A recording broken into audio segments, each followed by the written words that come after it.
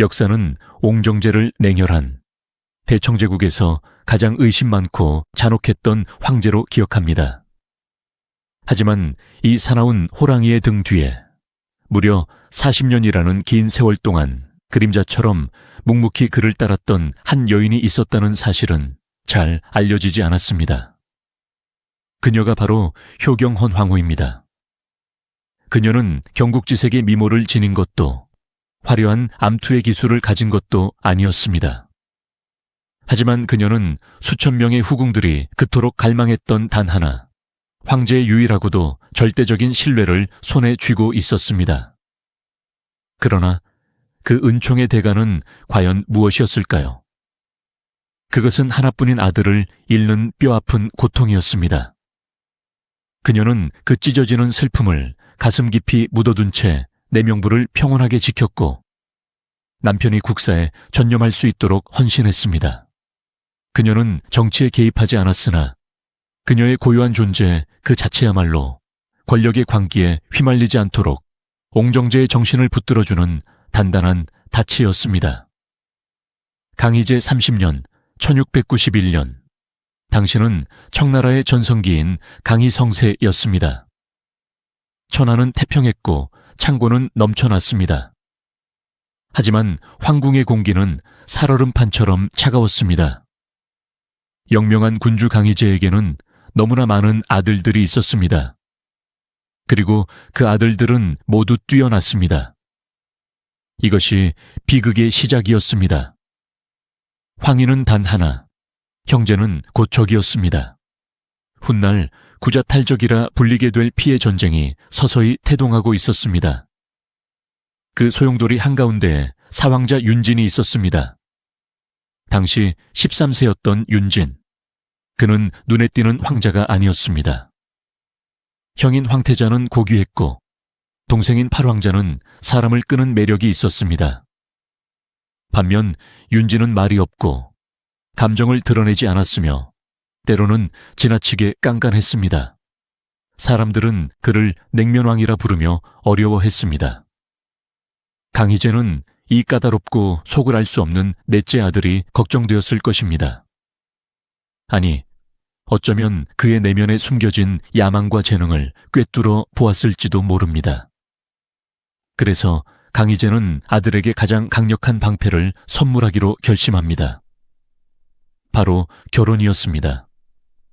황자의 결혼은 사랑의 결실이 아닙니다.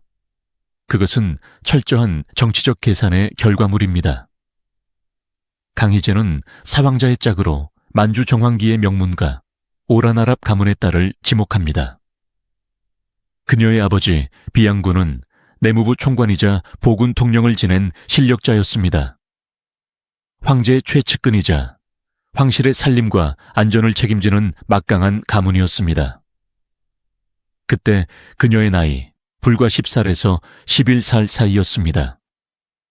요즘으로 치면 초등학교 4학년 친구들과 뛰어놀며 응석을 부릴 나이입니다. 하지만 그녀는 일찍 철이 들었습니다. 명문가의 딸로 태어난다는 것이 무엇을 의미하는지 그녀는 본능적으로 알고 있었습니다. 그녀에게 내려진 교지는 단순한 결혼 승낙서가 아니었습니다. 그것은 앞으로 다가올 거친 운명에 대한 선전포고였습니다. 그녀는 이제 한 남자의 아내가 되어 보이지 않는 칼들이 춤추는 전장으로 걸어 들어가야 했습니다. 1691년의 어느 날 자금성 안에서 성대한 혼례가 치러졌습니다. 13세의 신랑 윤진과 10세의 신부 오라나랍 씨. 두 사람은 붉은 천을 사이에 두고 서로에게 절을 올렸습니다. 이날 오라나랍 씨는 사왕자의 적복진이 되었습니다. 청나라 황실법도에서 적복진의 지위는 절대적입니다. 측복진이나 격격들과는 근본적으로 다른 집안의 안주인이자 남편과 동등한 위치를 가지는 자리입니다. 첫날 밤 촛불이 일렁이는 방 안에 단둘이 남았을 때를 상상해 봅니다. 윤진은 쑥스러움 많은 13세 소년이었을까요? 아니면 그때부터 이미 애늙은이처럼 근엄했을까요? 기록에 따르면 윤진은 희로애락을 얼굴에 나타내지 않았다고 합니다. 아마도 어린 신부에게 다정하게 말을 건네기보다는 묵묵히 차를 마시거나 책을 읽었을지도 모릅니다. 어린 오라나랍 씨는 그런 남편이 무서웠을 수도 있습니다. 하지만 그녀는 울지 않았습니다. 그녀는 침착하게 남편의 시중을 들고 자신의 자리를 지켰습니다. 이 조용한 첫 만남. 이것이 바로 앞으로 40년간 이어질 두 사람 관계의 축소판이었습니다. 열정적으로 타오르는 불꽃 같은 사랑은 아니었습니다. 하지만 꺼지지 않는 숯불처럼 은근하고 깊게 서로를 의지하는 관계. 윤진에게 그녀는 설렘이 아니라 안정이었습니다. 밖에서 형제들과 치열한 두뇌 싸움을 벌이고 돌아왔을 때 유일하게 경계심을 풀고 쉴 수 있는 곳. 13세 소년 윤진은 본능적으로 느꼈을 것입니다. 이 작은 소녀가 자신의 평생 동지가 될 것이라는 사실을 말입니다. 결혼 생활은 동화가 아니었습니다. 현실은 냉혹했습니다. 10대 초반의 어린 나이에 그녀는 거대한 황자부의 안살림을 도맡아야 했습니다. 당시 윤진의 저택에는 수많은 사람들이 살고 있었습니다. 윤진을 보필하는 가신들, 하인들, 그리고 윤진이 결혼 전부터 거느리고 있던 시첩들. 그 중에는 이 씨나 송 씨처럼 이미 윤진의 아이를 가졌거나 총애를 받는 여인들도 있었습니다. 어린 적복진에게 이것은 엄청난 도전이었습니다. 자신보다 나이가 많은 시첩들을 다스려야 했고 남편의 사랑을 독차지하려는 여인들의 암투를 조정해야 했습니다. 만약 그녀가 질투심을 드러내거나 감정적으로 행동했다면 깐깐한 윤진의 눈밖에 났을 것입니다. 윤진은 집안이 시끄러운 것을 가장 싫어하는 남자였으니까요. 하지만 오라나랍 씨는 놀라울 정도로 현명했습니다. 그녀는 자신이 여자이기 이전에 안주인임을 명심했습니다. 그녀는 시첩들을 경쟁자로 보지 않고 남편을 모시는 가족으로 대우했습니다. 시첩이 아프면 의원을 부르고 좋은 음식이 들어오면 나누어 주었습니다. 특히 그녀는 법도를 칼같이 지켰습니다. 상과 벌을 공정하게 내렸기에 나이 많은 하인들도 어린 안주인 앞에서는 머리를 조아렸습니다. 역사학자들은 말합니다. 옹정제가 훗날 황제가 되어 부패 척결과 엄격한 법치를 펼칠 수 있었던 것은 집안에서부터 새어나가는 빈틈이 없었기 때문이라고요. 그 빈틈을 메운 사람이 바로 오라나랍 씨였습니다. 남편이 밖에서 황태자 당파와 팔황자 당파 사이에서 줄타기를 하며 공영에 처해 있을 때 그녀는 묵묵히 집안의 재정을 관리하고 내조하며 후방의 사령관 역할을 완벽하게 수행했습니다. 결혼 후 6년이라는 시간이 흘렀습니다. 1691년에 결혼했지만 처사이는 1697년에야 태어났습니다. 이 6년의 공백, 이것은 두 사람이 너무 어렸기 때문이기도 했지만 한편으로는 오라나랍 씨가 겪었을 마음고생을 짐작게 합니다. 그 사이 다른 시첩들은 딸을 낳기도 하고 임신 소식을 알리기도 했으니까요. 적복진으로서 아들을 낳아야 한다는 압박감은 어린 그녀의 어깨를 짓눌렀을 것입니다. 하지만 1697년 마침내 기적이 찾아왔습니다. 오라나랍 씨가 아들을 출산한 것입니다. 그 아이의 이름은 홍휘, 넓게 빛나라는 뜻입니다.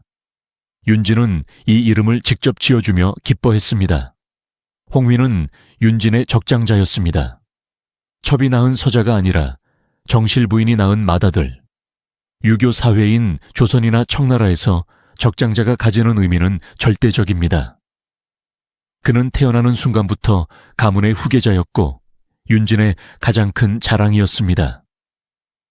이 시기가 오라나랍 씨의 인생에서 가장 행복했던 시절이었을 것입니다. 남편의 지위는 날로 높아졌고 품에는 옷 같은 아들이 있었으며 집안은 평온했습니다. 홍휘는 총명하고 건강하게 자랐습니다.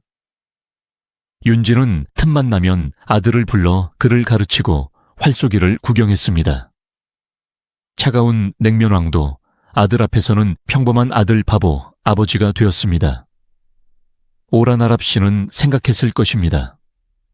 이제 고생은 끝났구나.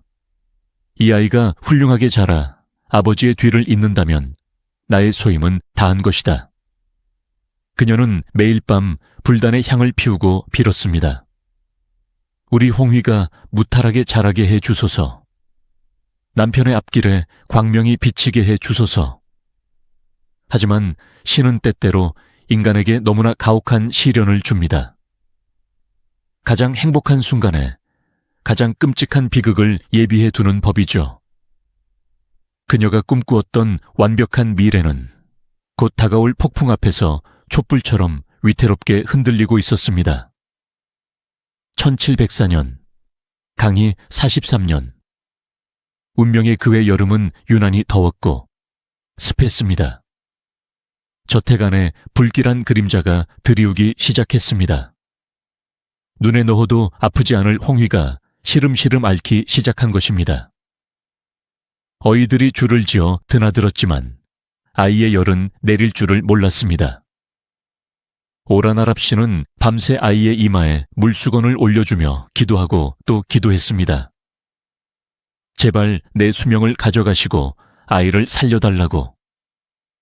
천하를 호령하던 강희제의 손자이자 차기 황권을 노리는 윤진의 적장자. 그 고귀한 신분도 죽음 앞에서는 아무런 소용이 없었습니다. 어마마마. 가쁜 숨을 몰아쉬며 마지막으로 어미를 찾던 홍휘의 목소리가 빗소리에 묻혔습니다. 그리고 곧 작은 손이 툭 하고 힘없이 떨어졌습니다. 방 안을 가득 채우던 거친 숨소리가 멈추고 영원한 정적이 찾아왔습니다. 오라나랍 씨는 울지 않았습니다. 아니, 울 수 없었습니다. 너무 큰 슬픔은 소리가 되어 나오지 않는 법입니다. 그녀는 그저 차갑게 식어가는 아들의 작은 뺨을 어루만지며 멍하니 허공을 응시할 뿐이었습니다. 그녀의 나이 고작 24. 세상의 모든 빛이 꺼져버린 순간이었습니다. 홍휘의 장례는 황자의 적장자 예우에 맞춰 성대하게 치러졌지만 부모의 마음은 초상집 그 자체였습니다. 특히 윤진의 상심은 컸습니다. 그는 평소 감정을 억누르는 사람이었지만 적장자 홍휘에 대한 기대는 남달랐습니다. 홍휘는 윤진이 황희 계승 싸움에서 내세울 수 있는 가장 강력한 명분이기도 했습니다. 내 죄가 깊어 아이가 대신 벌을 받은 것이다. 윤진은 며칠 동안 서재에 틀어박혀 불경만 외웠습니다. 자식을 잃은 아비의 죄책감은 그를 더욱 날카롭고 예민하게 만들었습니다. 하지만 진정으로 무너진 것은 오라나랍 씨였습니다. 그녀는 아이를 잃은 슬픔에 더해 더 잔인한 현실과 마주해야 했습니다. 당시 의학 수준에서 출산과 유산은 여성의 몸을 망가뜨리기 일쑤였습니다. 홍휘를 잃은 충격 때문이었을까요? 아니면 산후조리가 잘못되었던 탓일까요? 그녀는 이후 다시는 아이를 갖지 못하게 됩니다. 조선이나 청나라 같은 유교 사회에서 후계자를 낳지 못하는 정실 부인의 위치는 위태롭기 그지없습니다. 7거지약 중 하나가 바로 무자였습니다. 비록 그녀의 집안이 막강하고 윤진과의 신뢰가 두텁다고는 하나 그녀는 스스로를 자책했을 것입니다. 나는 지아비에게 대를 이을 아들을 주지 못하는 죄인이구나. 이때부터였을 것입니다. 그녀의 눈빛에서 생기가 사라지고 그 자리에 깊은 심연 같은 고요함이 자리 잡은 것은 그녀는 어머니로서의 행복을 포기하고 철저한 관리자로서의 삶을 선택합니다. 자신의 배로 낳은 자식이 없다면 남편의 모든 자식들을 내 자식처럼 키우겠노라고. 그것이 죽은 홍휘를 위해 그리고 남편을 위해 내가 할 수 있는 유일한 속죄라고. 집안의 비극이 닥친 후 바깥 세상은 더 큰 혼란으로 치닫고 있었습니다. 1708년 청나라 역사상 가장 충격적인 사건이 발생합니다. 강희제가 30년 넘게 애지중지 키워온 황태자 윤행을 폐위시킨 것입니다. 황태자가 폐륜을 저지르고 미쳤다. 강희제의 이 선언은 곧 황휘계승 전쟁의 신호탄이 되었습니다. 이제 절대적인 후계자는 없습니다. 모든 황자가 잠재적 황제 후보가 되었습니다. 가장 유력한 경쟁자는 팔황자 윤사였습니다. 그는 온화하고 인망이 두터워 팔현왕이라 불리며 조정 신료들의 압도적인 지지를 받았습니다. 반면 사황자 윤지는 세력이 약했습니다. 그는 신중했습니다. 섣불리 나섰다가는 아버지 강희제의 의심을 사서 숙청당할 수 있음을 알았습니다. 이 시기 윤진이 택한 전략은 도광양회였습니다. 그는 겉으로는 나는 황희에 관심 없다며 전원 생활을 즐기는 척했습니다. 불경을 외우고 농사를 짓고 학자들과 시를 읊었습니다. 형제들이 서로 물어뜯을 때 한 발 물러서 있는 전략이었죠. 하지만 이것은 고도의 연기였습니다. 조금이라도 야심을 들키면 끝장이었습니다. 이 위험한 연극을 완성시킨 것이 바로 오라나랍 씨였습니다. 그녀는 왕부를 완벽하게 통제했습니다. 하인들 입단속을 철저히 하여 윤진이 누구를 만나는지, 무슨 책을 읽는지 담장 밖으로 새어나가지 않게 했습니다. 팔황자 측에서 심어놓은 첩자들이 있었을지도 모릅니다.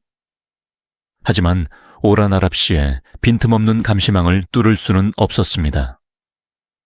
그녀는 또한 강희제의 후궁들과 왕실 어른들에게 극진히 효도했습니다.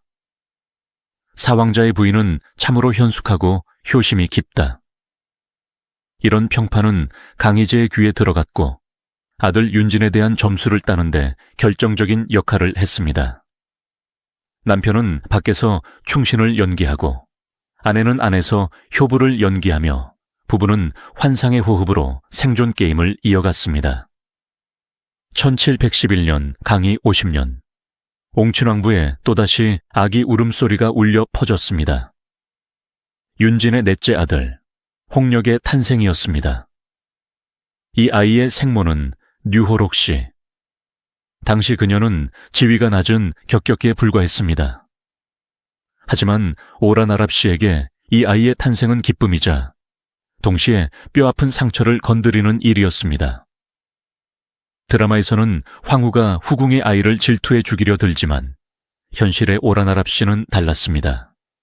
그녀는 홍력을 품에 안고 진심으로 축복했습니다.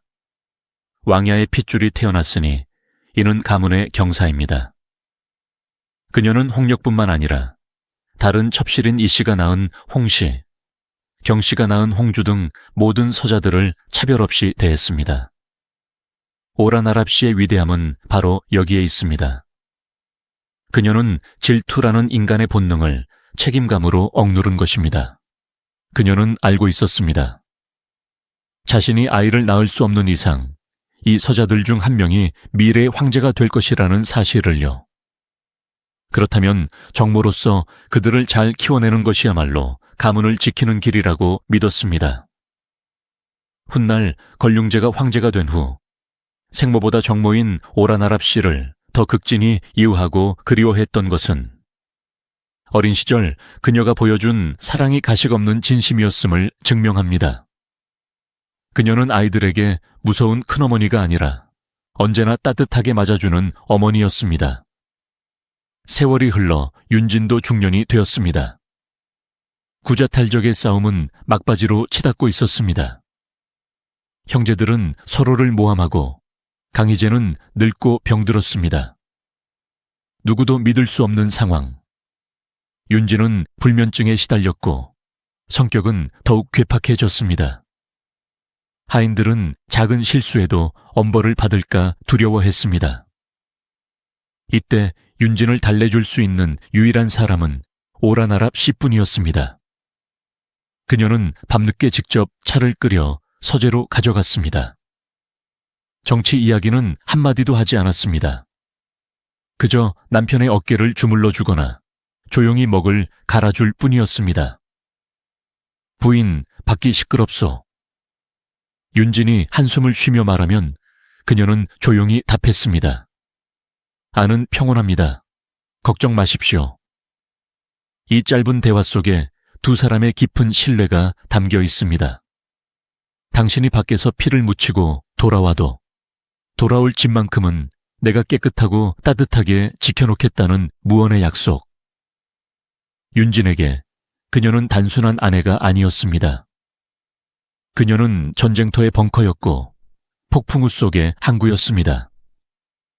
하지만 역사의 시계바늘은 운명의 1722년을 향해 빠르게 돌아가고 있었습니다. 강희제의 죽음이 임박했고 황희를 둘러싼 최후의 결전이 다가오고 있었던 것입니다. 과연 사왕자 윤진은 형제들을 제치고 용상에 앉을 수 있을까요? 그리고 그날 오라나랍 씨의 운명은 어떻게 바뀔까요? 1722년 11월 13일 대청제국을 61년간 통치했던 거인 강희제가 창춘원 침전에서 마지막 숨을 몰아쉬고 있었습니다. 황궁 밖에는 칼바람이 불고 있었고 황궁 안에는 보이지 않는 칼들이 서로를 겨누고 있었습니다. 누가 다음 황제가 될 것인가? 8황자 윤사인가?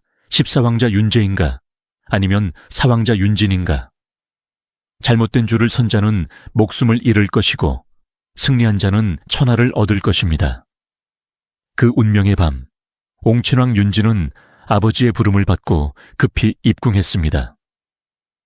이 시각 오라나랍 씨는 홀로 왕부에 남아 있었습니다. 그녀는 직감했습니다. 오늘 밤이 지나면 나는 황후가 되거나 아니면 역적의 아내가 되어 처형될 것이라고.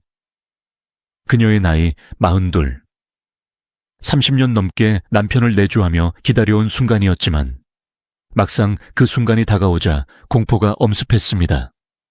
만약 남편이 실패한다면 가문은 멸문지화를 당할 것이고 저 어린 서자들은 노비가 되거나 죽임을 당할 것입니다. 그녀는 눈을 감고 지난 세월을 떠올렸습니다. 먼저 보낸 아들 홍유의 얼굴이 스쳐 지나갑니다. 부디 남편을 지켜주소서, 우리 가문을 지켜주소서. 그녀의 기도는 절규에 가까웠습니다. 운명의 주사위는 던져졌습니다. 강희제의 유언이 공포되었습니다. 황사자 윤진은 인품이 귀하고 깊으니 대통을 이어받아 황제로 즉위하라. 순식간에 사왕자 윤진은 대청의 제5대 황제 옹정제가 되었습니다. 경쟁자였던 형제들은 충격에 빠졌고 조정은 발칵 뒤집혔습니다. 유조가 조작되었다는 소문이 돌았지만 이미 궁궐은 옹정제의 소나귀에 있었습니다. 왕부에서 초조하게 기다리던 오라나랍 씨에게도 소식이 전해졌습니다. 마마, 왕야께서 등극하셨습니다. 하인의 외침에 오라나랍 씨는 그제야 참고 있던 숨을 토해냈습니다. 다리의 힘이 풀려 주저앉을 뻔했지만 그녀는 이내 온매무새를 가다듬었습니다. 이제 그녀는 더 이상 친왕의 부인이 아니었습니다. 그녀는 천하의 국모였습니다. 그녀는 가족들을 이끌고 자금성으로 향했습니다. 자금성, 자주빛 금지된 성. 그곳은 세상에서 가장 화려한 곳이지만 동시에 한 번 들어가면 살아서는 나올 수 없는 거대한 감옥이기도 했습니다. 오라나랍 씨는 가마 창문 틈으로 멀어지는 왕부를 바라보았습니다. 남편과 함께 울고 웃었던 죽은 아들의 추억이 서린 그곳. 이제 다시는 돌아갈 수 없는 평범한 시절이여. 안녕. 1723년 오라나랍 씨는 정식으로 황후에 책봉되었습니다. 그녀의 나이 43세. 10살에 시집아 33년을 기다려온 영광의 자리였습니다. 사람들은 그녀를 가장 복받은 여인이라 불렀습니다. 남편은 황제가 되었고 자신은 황후가 되었으니 말입니다. 하지만 화려한 예복 속에 감춰진 그녀의 마음은 어땠을까요? 단상 아래를 내려다보면 수많은 후궁들이 서 있습니다. 그들 중에는 미래의 황제가 될 아들을 낳은 여인도 있고 황제의 총애를 한몸에 받는 젊고 아름다운 여인도 있습니다. 정작 황후인 자신의 곁에는 자식이 없었습니다. 화려한 봉황관의 무게는 권력의 무게이자 그녀가 평생 짊어져야 할 고독의 무게였습니다. 옹정제는 즉위하자마자 공포정치를 시작했습니다. 형제들을 숙청하고 부패한 관리들을 처단했습니다. 조정은 피바람이 불었습니다. 신하들은 숨조차 크게 쉬지 못했습니다. 이 살벌한 분위기 속에서 유일하게 따뜻한 봄바람이 부는 곳은 바로 황후가 다스리는 내명부였습니다. 역사가 기억하는 효경헌 황후의 가장 위대한 업적은 바로 평화로운 후궁 관리입니다. 보통 황제가 바뀌면 후궁들 사이에서 피 튀기는 암투가 벌어집니다. 황제의 총애를 얻기 위해 독을 쓰고 모함하고 저주를 퍼붓습니다. 하지만 옹정제 시대의 후궁은 놀라울 정도로 조용했습니다. 그것은 옹정제가 무서워서이기도 했지만 황후 오라나랍 씨의 덕망 때문이었습니다. 여기서 우리는 영의비에 대해 이야기해야 합니다. 그녀는 옹정제가 가장 사랑했던 여인이었습니다. 그녀의 오빠는 막강한 군사권을 쥔 대장군 영행료였습니다. 권력과 사랑을 모두 가진 영의비는 황후에게 가장 위협적인 존재였습니다. 드라마 옹정황제의 여인에서는 황후가 영의비를 견제하고 불임으로 만드는 것으로 묘사됩니다. 하지만 실제 역사는 정반대였습니다. 황후는 병약한 영의비를 친동생처럼 아꼈습니다. 귀비의 몸이 약하니 문안 인사를 오지 말고 쉬게 하라. 황후는 자신의 권위를 내세워 영의비를 괴롭히기는커녕 오히려 그녀를 보호했습니다. 옹정제가 국정으로 바빠 영의비를 챙기지 못할 때 그녀의 곁을 지킨 것은 황후였습니다. 이것은 단순한 착함이 아니었습니다. 이것은 고도의 정치적 지혜였습니다. 황후는 알았습니다. 영의비의 오빠 영행료는 황제에게 필요한 칼이라는 것을, 자신이 영의비를 잘 대우해야 남편이 마음 편히 영행료를 부릴 수 있다는 것을.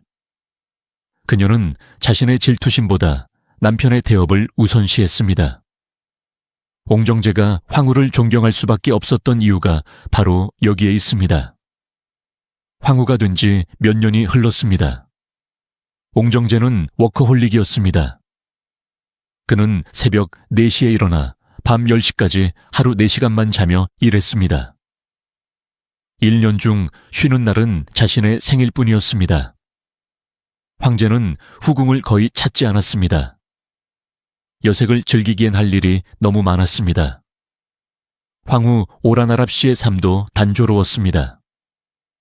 아침에 눈을 뜨면 황태후에게 문안을 드리고 후궁들의 기강을 잡고 황제의 식사를 점검했습니다. 그녀는 완벽했습니다. 흠잡을 데가 없었습니다. 하지만 그 완벽함은 숨이 막힐 듯한 외로움 위에 세워진 성이었습니다. 어느 날 밤 그녀는 옹정제가 진무를 보는 양심전 근처를 서성거렸습니다. 창문 너머로 촛불 아래서 서류더미와 씨름하는 남편의 그림자가 보였습니다. 들어가서 차라도 한 잔 올리고 싶었지만 그녀는 발길을 돌렸습니다. 폐하께 방해가 되어서는 안 된다. 그녀는 40년 전 10살 꼬마 신부였을 때나 지금 천하의 황후가 되었을 때나 변한 것이 없었습니다. 오직 남편을 위해 그림자처럼 존재하는 것. 그것이 그녀의 사랑법이었습니다. 한편 조정 밖에서는 옹정제의 개혁에 반발하는 무리들이 꿈틀거리고 있었습니다. 옹정제는 찬탈자다. 형제들을 죽인 패륜하다. 백성들 사이에서 흉흉한 소문이 돌았습니다. 옹정제는 점점 더 고립되고 있었습니다. 그가 믿을 수 있는 사람은 세상에 단 한 명, 황후뿐이었습니다. 그러나 하늘은 이 부부에게 너무나 가혹했습니다. 황후의 몸에도 병마가 찾아오고 있었던 것입니다. 평생을 긴장 속에 살며 속을 끓였던 탓일까요? 강철 같던 그녀의 육신이 서서히 무너져 내리기 시작했습니다.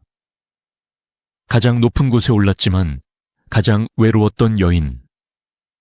그녀의 마지막 시간이 다가오고 있었습니다. 1725년, 옹정 3년, 자금성에는 슬픈 바람이 불고 있었습니다. 옹정제의 가장 강력한 칼이었던 대장군 영행요의 권세가 하늘을 찌르자 옹정제는 그 칼을 부러뜨리기로 결심합니다. 토사구팽, 권력의 비정한 법칙이 작동하기 시작한 것입니다. 하지만 이 비극의 한가운데에 가장 가녀린 여인이 있었습니다. 바로 영행요의 여동생이자 옹정제가 가장 사랑했던 여인 영입이었습니다. 오라버니는 역적으로 몰리고 자신은 병들어 죽어가는 운명.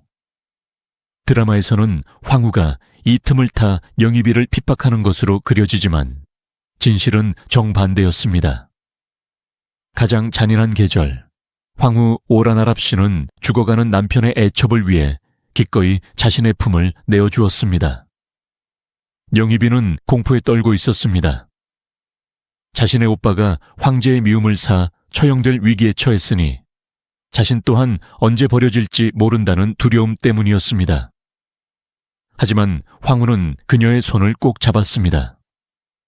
귀비, 바깥일은 걱정하지 마시오. 자네는 황손들을 낳아준 공신이네. 폐하께서도 자네를 버리지 않을 걸세. 황후의 목소리는 따뜻했습니다. 그녀는 질투심 따위는 사치라고 생각했습니다. 그녀에게 영입이는 연적이 아니라 같은 지아비를 모시며 함께 늙어가는 여동생이었습니다. 게다가 영입이 역시 자식들을 연달아 잃은 아픔을 가진 어미였습니다. 황후는 동병상련의 아픔으로 그녀를 보듬었습니다. 영입이의 병세가 위독해지자 황후는 옹정제에게 간곡히 청했습니다. 폐하, 귀비의 병세가 심각합니다. 그녀의 마음을 위로하기 위해 직위를 높여주소서. 옹정제는 황후의 넓은 도량에 감동하여 영입이를 황귀비로 책봉합니다. 황후 바로 아래 후궁으로서는 최고의 자리였습니다. 하지만 자기도 죽음을 막을 수는 없었습니다. 책봉된 지 며칠 지나지 않아 연황귀비는 세상을 떠납니다. 그녀의 장례를 주관한 것 역시 황후였습니다. 황후는 며칠 밤을 새우며 장례 절차를 꼼꼼히 챙겼습니다. 그녀가 가는 길에 소홀함이 없게 하라. 이것이 옹정제의 유일한 적처, 효경헌 황후의 인품이었습니다. 연황귀비가 죽자 옹정제는 마지막 브레이크가 풀린 폭주 기관차처럼 변했습니다. 그는 대장군 영행요에게 자결을 명했습니다. 그리고 평생의 정적이었던 형제들, 8황자 윤사와 9황자 윤당에게 칼을 겨누었습니다. 옹정제는 그들의 이름을 빼앗았습니다. 8황자는 악이나 9황자는 세사흑으로 개명시켰습니다. 자신의 형제들을 돼지와 개로 부르며 감옥에 가두고 굶겨 죽이는 황제. 세상은 옹정제를 피도 눈물도 없는 폭군, 페류나라고 손가락질했습니다. 조정 대신들은 공포에 질려 입을 다물었고 백성들은 쉬쉬하며 황제를 두려워했습니다. 이 고독하고 광기 어린 황제가 찾아갈 곳은 단 한 군데뿐이었습니다. 바로 황후의 처소였습니다. 옹정제는 황후 앞에서만은 황제의 가면을 벗어던지고 지치고 상처받은 인간 윤진으로 돌아갔습니다. 사람들이 나를 욕하는 것을 아오, 형제 살인마라고. 하지만 나는 이 제국을 지켜야 했소. 술에 취해 울부짖는 남편을 황후는 말없이 안아주었습니다. 그녀라고 왜 무섭지 않았겠습니까? 남편이 시동생들을 짐승이라 부르며 죽이는 광경을 지켜보는 아내의 심정은 지옥이었을 것입니다. 하지만 그녀는 판단하지 않았습니다. 비난하지도 않았습니다. 세상 모두가 그에게 등을 돌려도 자신만은 그를 이해해야 한다고 믿었습니다. 폐하의 고뇌를 제거합니다. 훗날 역사가 폐하의 치적을 기억할 것입니다. 그녀는 피 묻은 남편의 손을 잡고 그 업보를 함께 짊어지기로 결심한 것입니다. 세월은 거짓말을 하지 않습니다. 극심한 스트레스와 과로. 그것은 옹정제뿐만 아니라 황후의 몸도 갉아먹고 있었습니다. 옹정제의 재위 기간 내내 이어진 피비린내 나는 숙청 작업. 그 살벌한 분위기 속에서 황후는 단 한 번도 긴장의 끈을 놓을 수 없었습니다. 혹시라도 내명부에서 실수라도 터져 나오면 불같은 성격의 남편이 어떤 피바람을 일으킬지 모르기 때문이었습니다. 그녀는 완벽해야 했습니다. 자신의 몸이 아픈 것은 철저히 숨겼습니다. 옹정제가 국정으로 머리가 터질 지경인데 아내의 병환으로 걱정을 끼칠 수는 없다고 생각했습니다. 폐하께는 그저 가벼운 풍라고 전하라. 그녀는 피를 토하는 심정으로 병을 숨겼습니다. 이 시기 그녀가 의지할 수 있는 것은 오직 종교뿐이었습니다. 그녀는 매일 불경을 외우며 죽은 아들 홍위의 명복을 빌고 남편이 지은 살생의 죄업이 씻겨지기를 기도했습니다. 화려한 황후의 의복 속에 그녀의 육신은 마치 다 타버린 촌농처럼 허물어지고 있었습니다. 1730년 철인 같던 옹정제가 쓰러졌습니다. 과로가 원인이었습니다. 황제가 위독하자 황실 전체가 비상에 걸렸습니다. 이때 황후 오라나랍 씨의 나이 50세. 그녀 역시 걸음을 떼기도 힘들 정도로 쇠약해진 상태였습니다. 하지만 그녀는 자신의 처소에 누워 있을 수 없었습니다. 폐하께서 깨어나셨을 때 내가 곁에 있어야 안심하실 것이다. 그녀는 하인들의 부축을 받아 황제의 침전을 지켰습니다. 밤새 약을 다리고 황제의 이마를 닦았습니다. 정작 돌봄을 받아야 할 환자가 환자를 간호하는 기막힌 상황. 그것은 사랑이라기보다는 처절한 전우에 가까웠습니다. 옹정제는 잠결에 희미하게 눈을 뜨고 황후를 보았습니다. 자신보다 더 파리한 안색으로 곁을 지키는 늙은 아내. 그는 쉰 목소리로 말했습니다. 황후, 그만 가서 쉬시오. 이러다 당신이 먼저 쓰러지겠소. 하지만 황후는 엷은 미소를 지으며 고개를 저었습니다. 저는 괜찮습니다, 폐하. 어서 쾌차하셔야지요. 이것이 두 사람의 마지막 함께하는 시간이 될 줄은 그때는 아무도 몰랐습니다. 운명의 신은 얄궂게도 병상에 누운 옹정제가 아니라 그 곁을 지키던 황후를 먼저 데려가기 위해 낯을 갈고 있었습니다. 1731년 옹정 9년 9월 잔인한 가을이었습니다. 평생 강철 같았던 옹정제가 대병을 알아 자리에 눕자 제국은 흔들렸습니다. 그리고 황제를 간호하던 황후 오라나랍 씨의 생명력 또한 촛불처럼 사그라들고 있었습니다. 창춘원, 영원한 봄을 즐긴다는 아름다운 이름의 정원. 하지만 그해 가을, 그곳에는 봄이 오지 않았습니다. 지독한 양냄새가 진동했고 황실 의료진인 태의들이 허둥지둥 오갔습니다. 황후는 직감했습니다. 자신의 시간이 얼마 남지 않았음을. 그녀가 마지막으로 걱정한 것은 자신의 죽음이 아니었습니다. 병상에 누워있는 지압이 옹정제가 겪을 상실감이었습니다. 폐하께서는 좀 어떠시냐? 이것이 그녀가 눈을 뜰 때마다 묻는 첫마디였습니다. 숨을 쉬는 것조차 고통스러운 순간에도 그녀의 온 신경은 남편에게 쏠려 있었습니다. 궁녀가 눈물을 훔치며 답합니다. 폐하께서는 조금 차도가 있으시옵니다. 마마, 부디 옥체를 보전하소서. 황후는 희미하게 미소 지었습니다. 안도감 때문이었을까요? 그녀는 평생 자신을 위해 살아본 적이 없었습니다. 10살에 시집와서 50일 살이 될 때까지 그녀의 삶은 옹정제라는 거대한 태양을 도는 위성이었습니다. 아들을 잃었을 때도 남편을 위해 울음을 참았고, 다른 여인의 아이를 품에 안았을 때도 남편을 위해 웃었습니다. 이제 그 긴 궤도 비행을 멈출 시간이 다가온 것입니다. 그녀는 떨리는 손을 들어 허공을 잡으려 했습니다. 마치 먼저 떠난 아들 홍휘가 마중 나온 듯 했을까요? 홍휘야, 이제 어미가 짐을 내려놓아도 되겠느냐? 그녀의 눈가에 한 줄기 눈물이 소리 없이 흘러내렸습니다. 운명의 날이 밝았습니다. 옹정 9년 9월 29일 무신일. 대청제국의 국모 효경헌 황후 오라나랍 씨가 창춘원 침전에서 조용히 숨을 거두었습니다. 향년 51세, 40년의 부부의 연이 끝나는 순간이었습니다. 그녀의 죽음은 너무나 조용했습니다.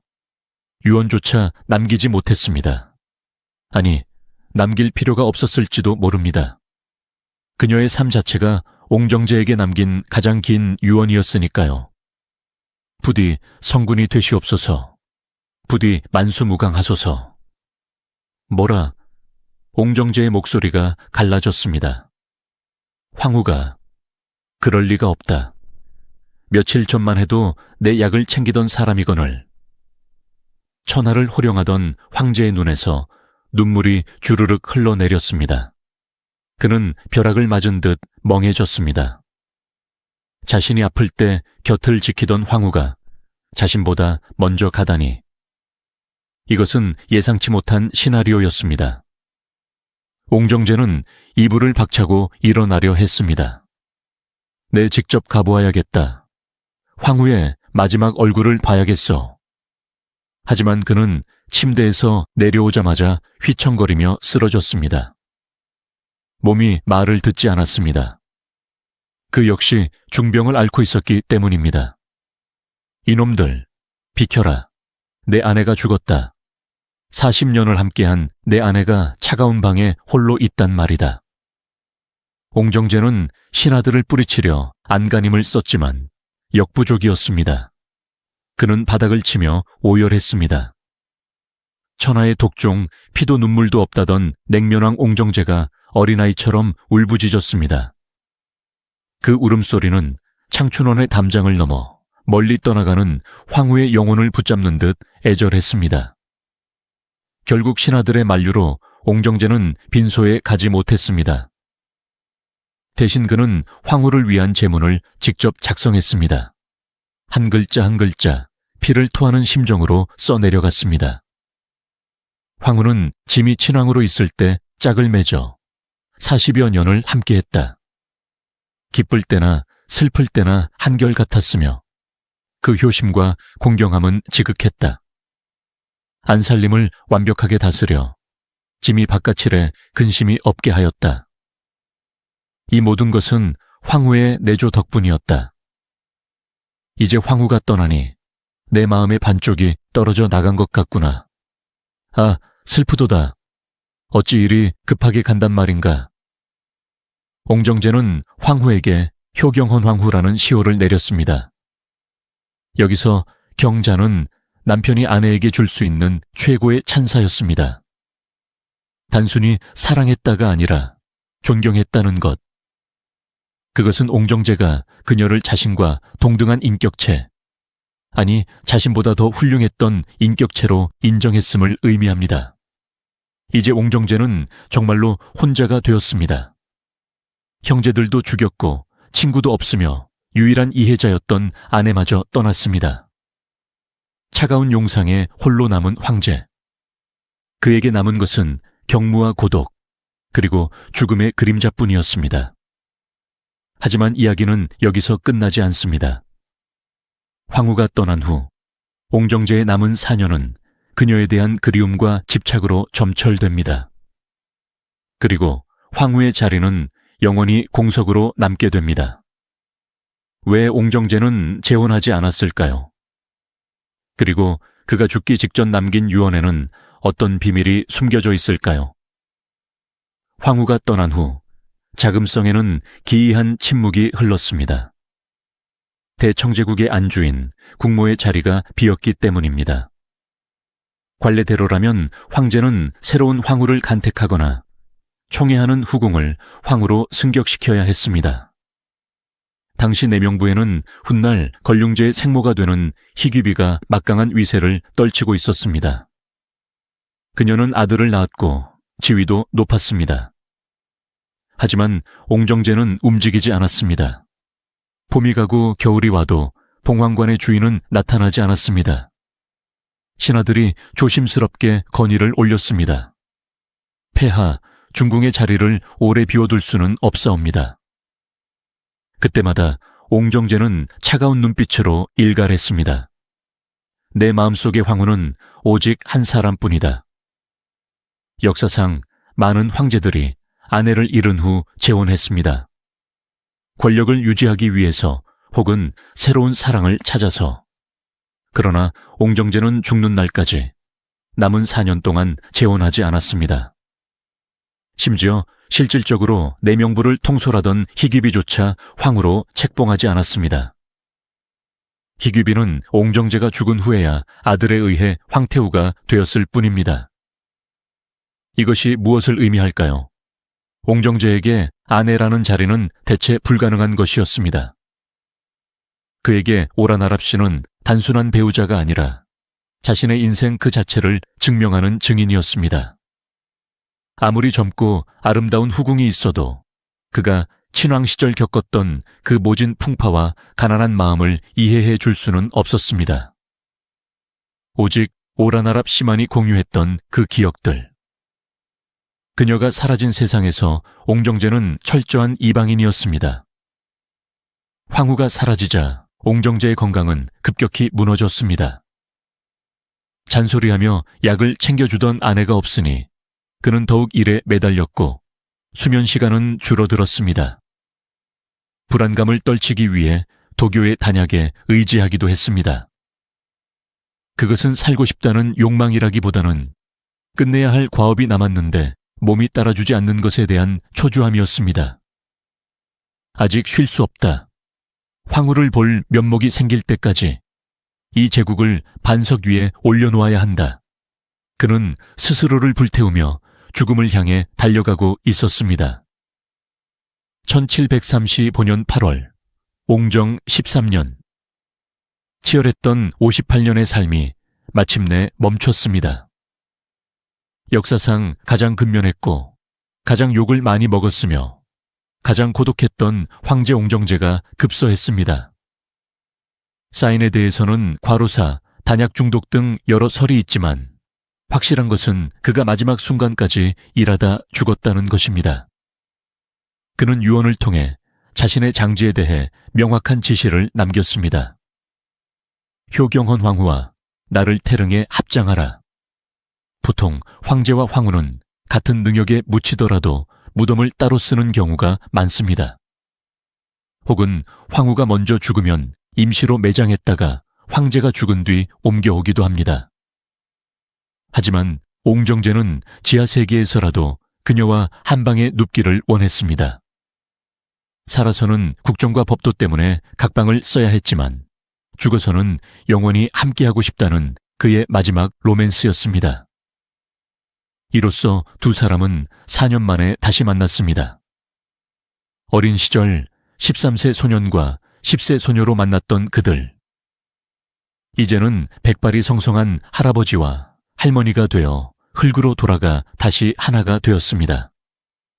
그곳에는 팔황자당의 공격도 고된 정무도 자식을 잃은 슬픔도 없겠지요.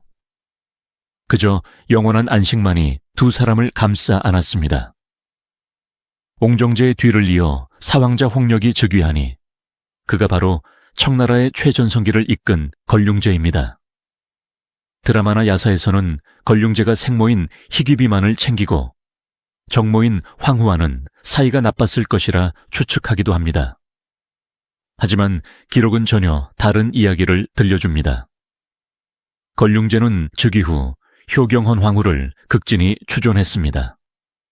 그는 여러 차례 제문을 통해 이렇게 밝혔습니다.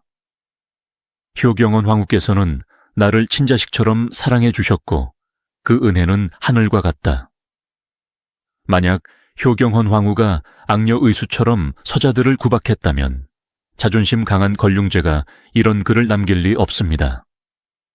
걸륭제는 생모인 황태후에게 효도하는 것 못지않게 돌아가신 정모를 기리는 일에도 소홀하지 않았습니다. 걸륭제는 효경헌 황후의 친정 조카들을 중용하며 그녀의 은혜에 보답했습니다. 이것은 효경헌 황후가 생전에 씨앗을 뿌린 덕이 결실을 맺은 것입니다. 그녀가 질투를 억누르고 서자들을 품어주었기에 그 서자가 황제가 되어 가문을 지켜준 것입니다. 그녀의 선택은 틀리지 않았습니다. 그녀의 인내는 헛되지 않았습니다. 효경헌 황후 오라나랍시. 그녀는 무축천처럼 천하를 호령하지도 않았고 서태후처럼 권력을 탐하지도 않았습니다. 양귀비처럼 나라를 기울게 할 미모로 유명하지도 않았습니다. 그래서 대중들은 그녀를 잘 모릅니다. 혹은 드라마 속 악역으로만 기억합니다. 하지만 역사의 행간을 꼼꼼히 읽어보면 그녀야말로 진정한 승리자였음을 알 수 있습니다. 가장 위험했던 황제 옹정제가 끝까지 믿었던 단 한 사람. 피비린내 나는 권력 투쟁 속에서도 인간성을 잃지 않았던 여인. 그녀는 물과 같았습니다. 물은 부드럽지만 바위를 뚫습니다. 그녀의 부드러움은 옹정제라는 거친 바위를 감싸 안아 청나라의 전성기라는 거대한 강물을 만들어냈습니다. 우리는 오늘날 너무나 쉽게 사랑을 말하고 또 쉽게 헤어집니다. 조건을 따지고 이익을 계산합니다.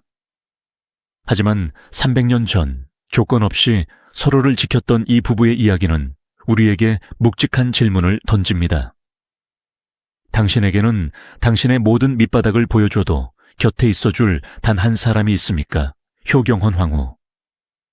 그녀는 옹정제의 아내였지만 동시에 옹정제의 가장 위대한 스승이었습니다. 인내와 포용이 칼보다 강하다는 것을 가르쳐준 스승 말입니다.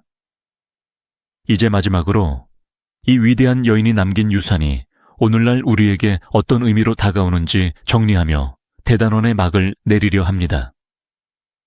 긴 시간 여행이었습니다.